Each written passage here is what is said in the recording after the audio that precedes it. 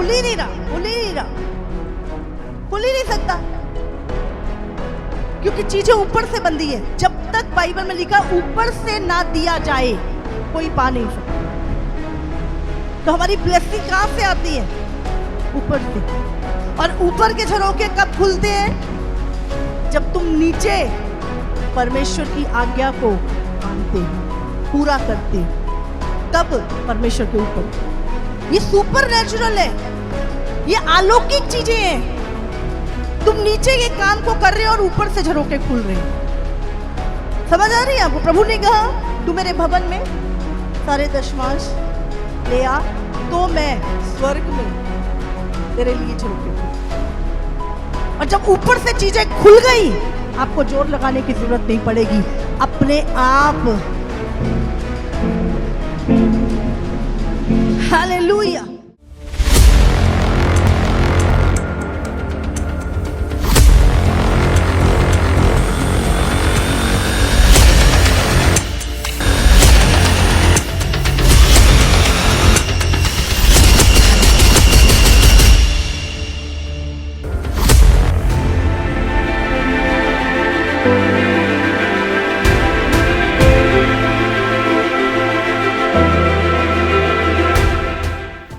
नीति वचन 18 उसका 16 और 17 वचन। भेंट मनुष्य के लिए मार्ग खोल देती है और उसे बड़े लोगों के सामने पहुंचाती है। मार्ग खोल देती है और बड़े लोगों के पास पहुंचाती है। क्या? हाँ, भेंट। पास्टर जी मेरा काम नहीं चल रहा, मेरा केस रुका हुआ है, क्योंकि बाइबल कहती है भेंट मनुष्य के मार्ग को खोल देती है। हालेलुया। तो आप जो बोते हैं, जो भेंट खुदा को देते हैं, वो आपके मार्गों को खोलती है। जब आप वचन को फॉलो करते हैं, मानते हो, ये वचन आपकी लाइफ में पूरा होता है। और मैं सच में मैं कहती हूँ, एक खुदा को जानने वाले व्यक्ति को अपना दिमाग चलाने की जरूरत ही नहीं है, उसको फिर सिर्फ वचन पे चलने की जरूरत है। बाकी सारी चीजें खुद ब खुद हो जाती हैं, क्योंकि आपके दिमाग की कोशिशें फेल हो सकते हैं, पर खुदा का वचन कभी फेल नहीं हो सकता। आपकी जॉब का मार्ग है, आपके बिजनेस का मार्ग है, आपकी ब्लेसिंग का मार्ग है, आपके, मैं नहीं जानती कौन सी ब्लॉकेज आपकी लाइफ में है, पर बाइबल कहती है कि भेंट उस ब्लॉकेज को हटा देती है और आपके लिए मार्ग खोल देती है। जब आप भेंट देते हैं तो मार्ग किसका खुलता है? आपका। शाऊल ने जब शमूएल की लाइफ में एक भेंट को बोया, उसने कहा नहीं नहीं नहीं, मैं प्रभु के दास के पास खाली नहीं जाऊंगा। उसके पास कुछ चांदी थी, कुछ चीजें थी। जब वो गया और वो भेंट खुदा के दास को दी, उसने क्या पाया पता है? हाँ? भेंट मार्ग को खोल देता है। उसने राजा होने का अभिषेक पाया। भेंट मार्ग खोल देती है। उसने कहा नहीं नहीं, मैं खुदा के दास के पास ऐसे नहीं जा सकता, मेरे पास कुछ नहीं है। उसका सेवक बोले हाँ थोड़ी चांदी है हमारे पास। चला ठीक है, जो भी उनके पास था वो लेकर खुदा के दास के पास पहुंचे। अब प्रभु ने कहा यही है, ये इजराइल का राजा होगा, इसका अभिषेक कर। हालेलुया। भेंट तुम्हारे मार्ग को, तुम्हारी ब्लॉकेज को, तुम्हारी ब्लेसिंग को खोल देती है। बहुत सारे लोग सोचते हैं कि दशमांश देना व्यवस्था है। क्या मूसा की व्यवस्था में दशमांश देना लिखा है? 10 कमांडमेंट में अगर आपने 10 आज्ञाएं आपने पढ़ी हैं, तो क्या उसमें दशमांश है या नहीं? नहीं है, क्योंकि ये सुपर नेचुरल है, ये अलौकिक है। ये शुरुआत मूसा से नहीं हुई, ये शुरुआत इब्राहिम से हुई थी। और इब्राहिम से पहले ये शुरुआत आदम से हुई थी, बोने और काटने का नियम। और प्रभु ने कहा था जब तक सूरज चांद धरती बनी रहेगी तब तक ये नियम सदा के लिए बना रहेगा। हालेलुया। कैन और हाबिल ने क्यों, उनको कैसे पता परमेश्वर को भेंट चढ़ानी है? यह अलौकिक है।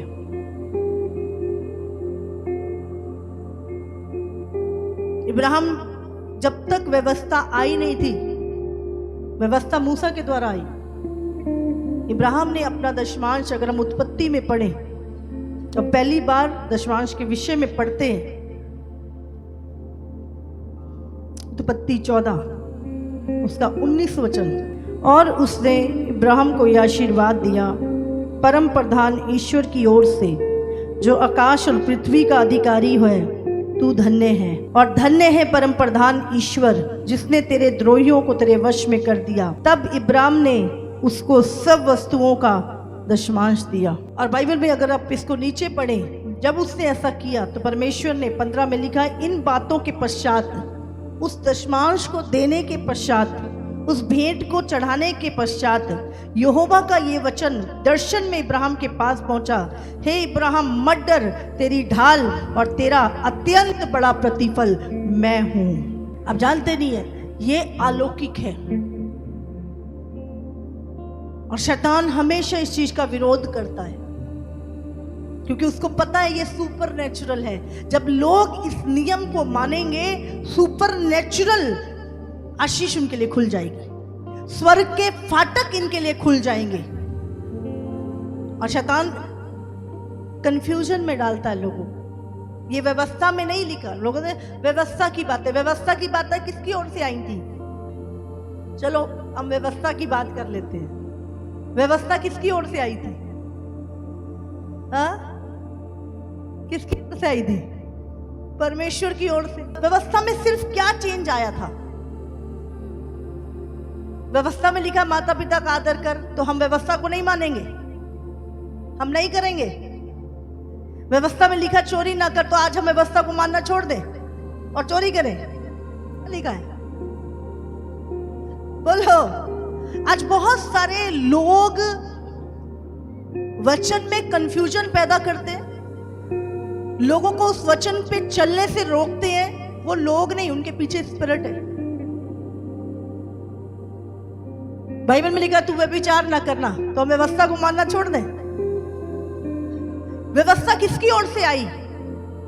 कानून, लॉ किसकी ओर से आया? परमेश्वर की ओर से। कौन सी एक चीज जो उस समय, जो प्रभु में आने के बाद बंद हुई?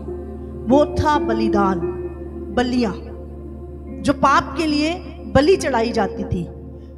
यीशु मसीह जो पवित्र परमेश्वर का पुत्र, एक ही बार हमारे लिए कुर्बान हुआ और अपना लहू उसने हमारे पापों के पश्चाताप के लिए चढ़ाया, और सिर्फ वो बलिदान बंद हुए थे। अब हम यीशु के लहू का बलिदान हर जगह चढ़ाते हैं, यीशु के लहू को अपने जीवन में लेते हैं। बाकी सारी कोई व्यवस्था, यीशु ने कहा मैं व्यवस्था को खत्म नहीं करने आया, मैं उसे पूरा करने के लिए आया। तो दशमांश व्यवस्था में है ही नहीं है, दशमांश अलौकिक है। ये इब्राहिम ने दशमांश दिया, उसको कैसे पता दशमांश देना है? इसका मतलब कहीं ना कहीं ये आदम से चला आ रहा था, बोने और काटने का नियम। हालेलुया। आज भी मसीह लोग बहुत से फाइनेंशियली सफर कर रहे हैं,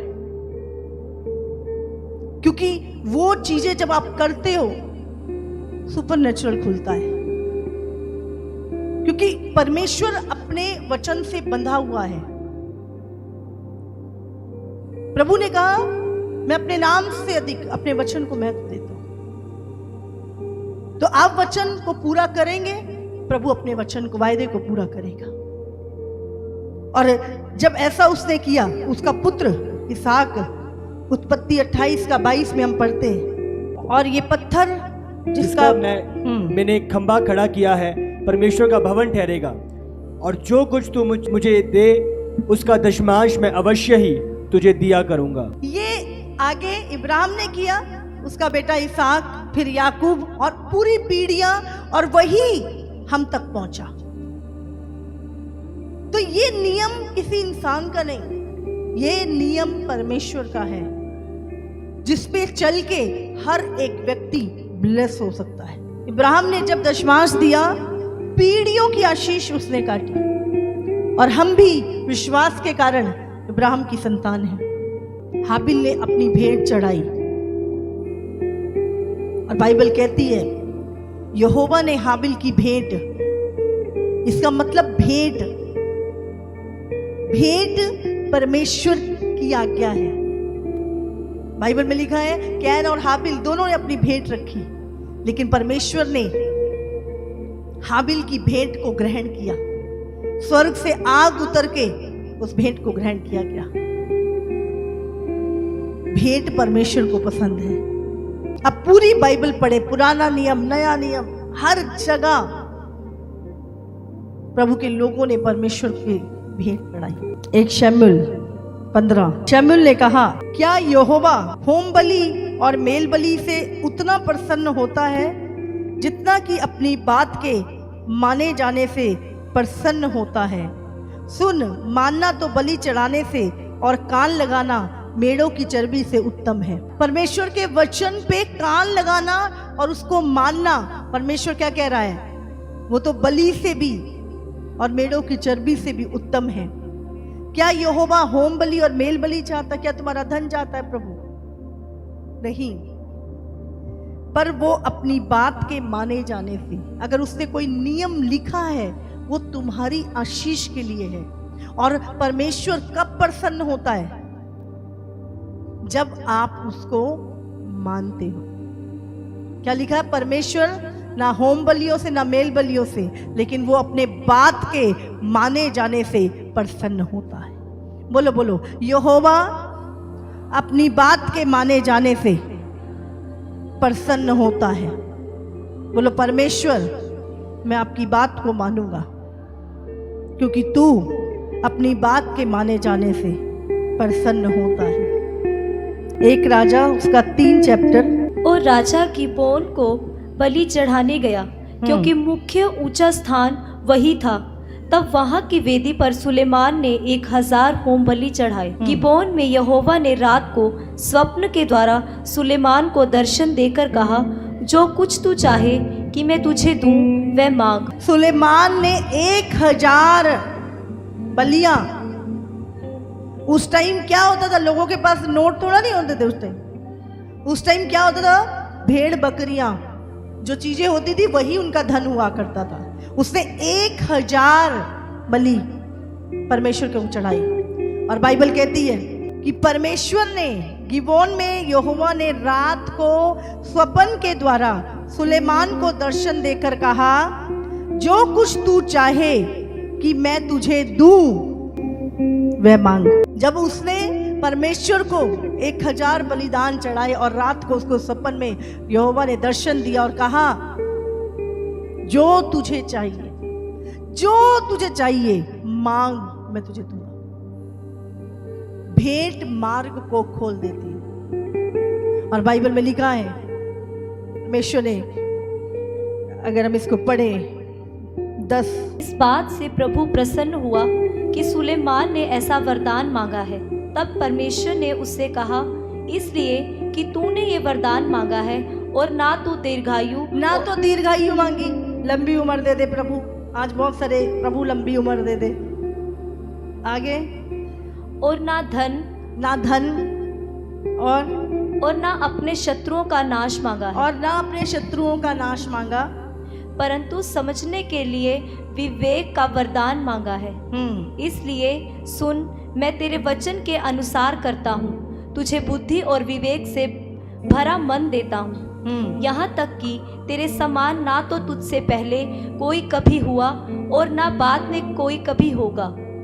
फिर जो तूने नहीं मांगा, अर्थात धन और महिमा, वह भी मैं तुझे यहाँ तक देता हूँ कि तेरे जीवन भर कोई राजा तेरे तुल्य ना होगा। फिर यदि तू अपने पिता दाऊद के समान मेरे मार्गों में चलता हुआ मेरी विधियों और आज्ञाओं को मानता रहेगा, तो मैं तेरी आयु को बढ़ाऊंगा। ना उसने दीर्घायु मांगी, ना धन मांगा, ना शत्रुओं का नाश मांगा।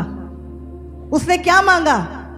बुद्धि। प्रभु मुझे बुद्धि दे तेरे काम को करने के लिए, तेरी प्रजा को संभालने के लिए। और प्रभु ने क्या दिया? धन, महिमा। और प्रभु ने कहा कोई शत्रु तेरे सामने कभी ठहर नहीं पाएगा। जो चीजें उसने नहीं भी मांगी वो सब परमेश्वर ने उसको दे दी। कब? जब उसने यहोवा के लिए भेंट चढ़ाई।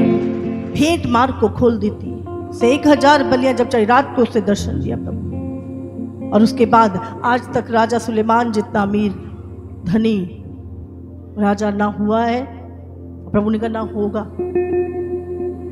मत्ती 23 में यीशु मसीह ने कहा, हे कपटी शास्त्रियों और फरीसियों, तुम पर हाय, तुम पुदीने और सौंफ और जीरे का 10वां अंश तो देते हो। अब जानते हैं यहूदी लोग हर चीज का दशमांश निकालते हैं, जीरे और सौंफ तक का दशमांश निकालते हैं वो लोग। यीशु कह रहा है तुम पुदीने और सौंफ और जीरे का 10वां अंश भी देते हो, परंतु तुमने व्यवस्था की गंभीर बातों को अर्थात न्याय और दया और विश्वास को छोड़ दिया है। चाहिए था कि इन्हें भी करते रहते, दशमांश भी देते रहते और दया न्याय और विश्वास को भी ना छोड़ते। अगर यीशु मसीह को करना होता तो परमेश्वर पुरानी बातों को काट देता। प्रभु कहता कि नहीं, बोल सकता था यीशु ने कहा नहीं तुम पर बहुत सारे लोग, हाँ जी, सिर्फ दशमांश देना नहीं, तुम्हारे अंदर प्रभु के प्यार विश्वास दया न्याय, तुम्हें प्रभु के लिए एक धर्मी जन बनना है। तो हमने कहा इसको भी ना छोड़ते और ये भी करते रहते। आज अगर हम अपना दशमांश खा जाते हैं तो फिर कटने की उम्मीद मत करो। प्रार्थना, पैसे के लिए प्रार्थना की जरूरत नहीं है। पैसे की जो अगर आपको ब्लेसिंग चाहिए, आपको किसी भी तरह की ब्लेसिंग चाहिए, अगर उसके लिए आपको भेंट देनी है। आपका कोर्ट केस है, आप भेंट बोए। आपका बिजनेस का प्रॉब्लम है, आप भेंट बोए। आपको जॉब की अर्जी लगाई है, भेंट बो। उसके लिए गिवन है। बाइबल लिखती है भेंट मार्ग को खोल देती है। तो क्या करना है? मैं जाऊंगा प्रार्थना कराऊंगा? नहीं, आपको क्या बोलना है? मैं जाऊंगा भेंट चढ़ाऊंगा। कई बार हम ताला खोलते हैं, बहुत सारी चाबियां होती हैं, किसी से नहीं खुलता, पर जो ताले की चाबी है जब तक वो नहीं लगती ताला खुलता नहीं।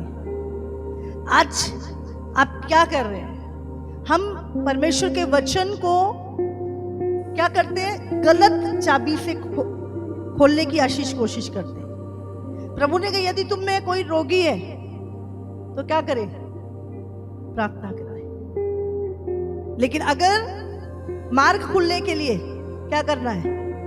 भेंट चढ़ानी है। स्वर्ग की झरोखे खुलने के लिए क्या करना है? दशमांश देना है। आपके बच्चे कभी भीख ना मांगे, क्या करना है? दशमांश देना है। लेकिन धर्मी के बच्चे कभी भीख मांगते नहीं देखे। धर्मी कौन? जो परमेश्वर के नियमों को मानता है, उसकी आज्ञाओं को मानता है, उसके भय को मानता है। मलाकी निकालेंगे हम, उसका 6 में लिखा है क्योंकि मैं यहोवा बदलता नहीं, मैं वही इब्राहिम का परमेश्वर, इसहाक का परमेश्वर, याकूब का परमेश्वर हूं। मैं यहोवा बदलता नहीं हूं, इसलिए याकूब की संतान तुम नष्ट नहीं हुए। अपने पुरखाओं के दिनों से तुम लोग मेरी विधियों से हटते आए हो और उनका पालन नहीं करते। तुम मेरी ओर फिरो तो मैं भी तुम्हारी ओर फिरूंगा। सेनाओं के यहोवा का यही वचन है। परंतु तुम पूछते हो हम किस बात में फिरे? क्या मनुष्य परमेश्वर को धोखा दे सकता है? प्रभु कहता तुम मुझे देते हो और तो भी पूछते हो कि हमने किस बात में तुझे लूटा है? दशमांश और उठाने की भेंटों में। तुम पर भारी श्राप पड़ा है क्योंकि तुम मुझे लूटते हो, वरन सारी जाति ऐसा करती है। सारे दशमांश भंडार में ले आओ और कि मेरे भवन में भोजन वस्तु रहे। और सेनाओं का यहोवा ये कहता है ऐसा करके मुझे परखो। कहते परमेश्वर को परखना नहीं चाहिए, लेकिन यहाँ पर परमेश्वर खुद कह रहा है। क्या कह रहा है? अपने दशमांश देकर मुझे परखो कि मैं तुम्हारे ऊपर। सेनाओं का यहोवा कहता है कि ऐसा करके मुझे परखो कि मैं आकाश के झरोखे, स्वर्ग के झरोखे, स्वर्ग की खिड़कियां तुम्हारे लिए खोलकर तुम्हारे ऊपर अपरंपार आशीष की वर्षा करता हूं या नहीं। मैं तुम्हारे लिए नाश करने वाले को ऐसा घुड़कूंगा शैतान तुम्हारा धन नाश कर रहा है, तुम्हारे बच्चे नाश कर रहा है, तुम्हारी हेल्थ नाश कर रहा है, तुम्हारी शांति नाश कर रहा है। हर चीज जो दुष्ट आत्माएं तुम्हारी लाइफ में अटैक कर रही हैं, तुम्हारे परिवार पे, तुम्हारे फाइनेंस पे, तुम्हारी हेल्थ के ऊपर, प्रभु कहता है मैं तेरे नाश करने वाले को ऐसा घुड़कूंगा कि वो तुम्हारी भूमि की उपज नष्ट ना करेगा और तुम्हारी दाखलताओं के फल कच्चे ना गिरेंगे। कब होगा ऐसा? बोलो। वचन को सुनने से केवल? मुझे पता है दशमान देना चाहिए पर मैं दूंगा नहीं। बोलो।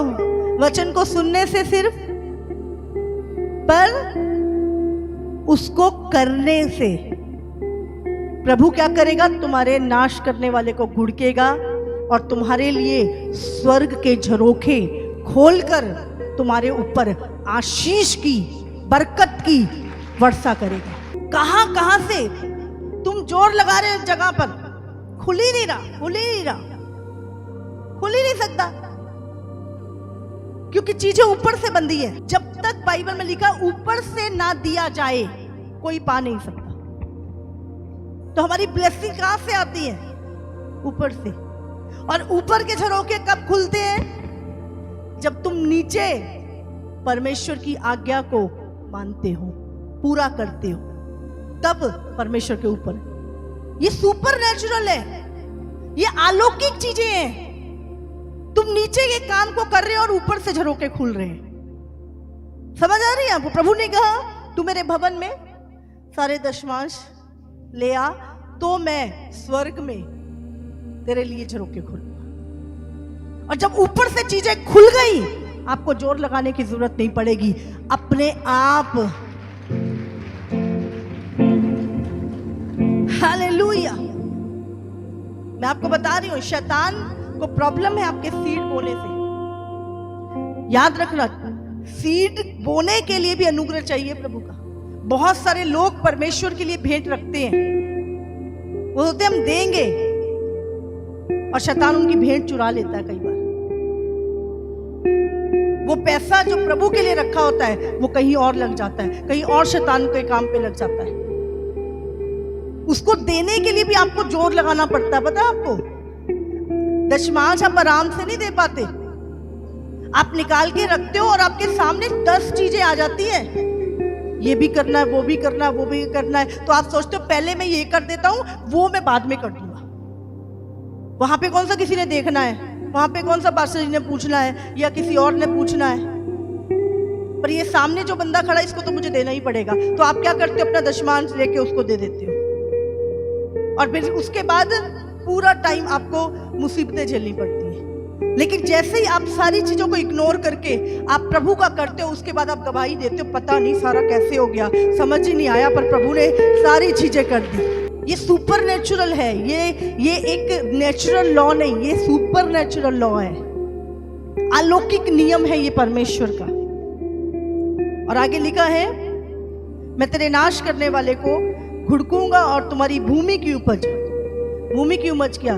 बिजनेस, जॉब चलेगी मेरा बिजनेस बंद हो गया, लोन लेके बिजनेस किया था ठप हो गया। प्रभु क्या कहता है? उपज। अभी देखो कितनी गेहूं कनक लगी और उसके बाद क्या हुआ? बारिश आई और बहुत सारी जो फसल है क्या हो गई? नाश हो गई। हमारे सामने की बात है कि नहीं? तो प्रभु क्या कहता है कि मैं तेरी भूमि की उपज, अगर तू दशमांश देता है तो नष्ट नहीं होने दूंगा, नाश नहीं करूंगा, और तेरी दाखलताओं के फल।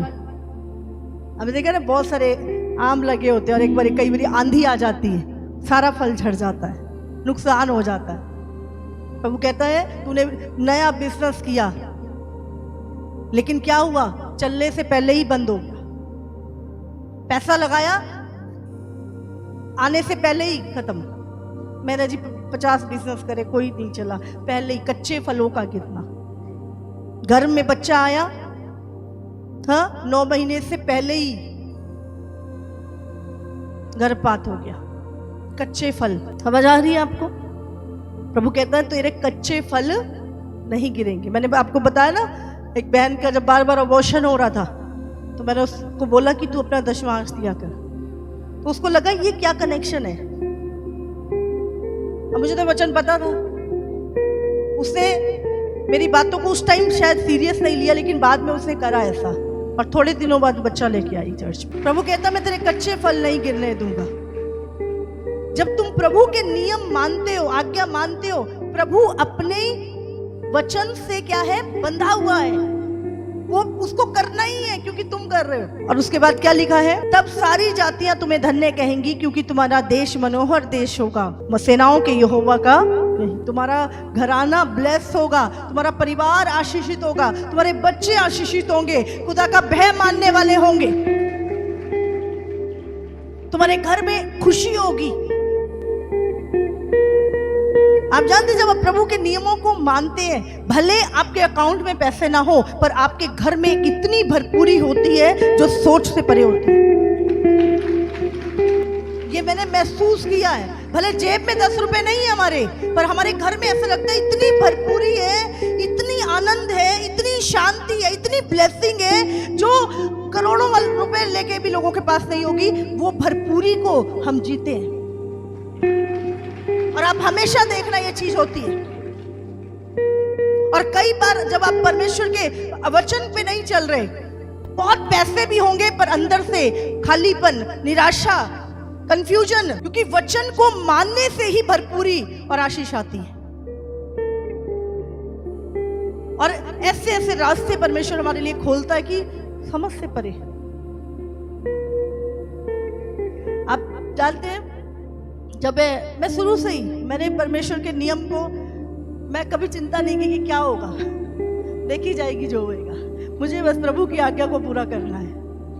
और मैं ऐसी बोल दी, प्रभु काश इस हफ्ते इतना ये हो जाए, इसको हम ये दे दे, ये कर दे। ऐसा लगता है दूध सुन रहा होता है बैठ के। और मैं हैरान होती हूँ कि कैसे अद्भुत इंतजाम परमेश्वर कर देता है। और मैं बोलती दूध सुन ही रहा था। और हजारों बार, और जिस टाइम पे मैं चीजें सोचती हूँ उस टाइम आपको पता है बंदा कब सोचता है, जब कोई रास्ता नहीं दिख रहा होता है, तब हम ये वो बातें सोचते हैं कि ऐसा हो जाए। जब आप वचन पे चल रहे हो वो चीजें हो जाएंगी। आमीन, हालेलुया। तो ये नियम सिर्फ मेरी लाइफ में नहीं, ये हर मनुष्य के लिए है। भेंट लिखा है यहां पर, भेंट सिर्फ पास्टर कंचन के मार्ग को खोल देगी। क्या लिखा है? हाँ? भेंट मनुष्य के मार्ग को, हम मनुष्य है कि नहीं है, तो हम सबके मार्ग को भेंट मार्ग खोल। हालेलुया। नियम सबके लिए सेम है, आज्ञा सबके लिए सेम है, अनुग्रह सबके लिए सेम है, वायदे सबके लिए परमेश्वर के सेम है जो आज्ञा को मानता है। कुरनेलियस ने कहां बोया? वो दान दिया करता था प्रभु के लोगों को, और वो जानते हैं वो दान कहां पहुंचा? प्रभु के पास। और परमेश्वर ने वो उसकी सुगंध आती है। जब आप प्रार्थनाएं करते हैं, जब आप परमेश्वर को दान देते हैं, आप परमेश्वर के सामने वो एक सुगंध बन के जाते हैं और परमेश्वर को स्मेल करता है और वो देखता है कि ये इतनी अच्छी खुशबू कहां से आ रही है। वो ढूंढता है, उसने देखा रे ये दान प्रभु के पास पहुंचे। प्रभु ने कहा कहां से आ रहे हैं? कुरनेलियस नाम का व्यक्ति है, वो बहुत दान करता है और बहुत प्रार्थना करता है। प्रभु ने अपने दूत को भेजा उसके पास, जा उसका और उसके घराने का उद्धार कर, और उसको मार्ग बताया। मेरे दास को बुला, उसको अपने घर में बुला और वो तुझे वचन सुनाएगा और तेरे घराने का उद्धार होगा। प्रभु ने स्वर्ग से दूत सेंड किया। जब आप भेंट देते हैं, परमेश्वर स्वर्ग से दूत रिलीज करता है जो आपके मार्गों को खोल देते हैं। हालेलुया। आप सबको जय मसीह की। इसी तरह से परमेश्वर के और सामर्थी और अद्भुत प्रकाशनों को अपने जीवन में ग्रहण करने के लिए हमारे YouTube चैनल को सब्सक्राइब करें ताकि हर एक वीडियो का नोटिफिकेशंस आप तक पहुंच सकें। हालेलुया।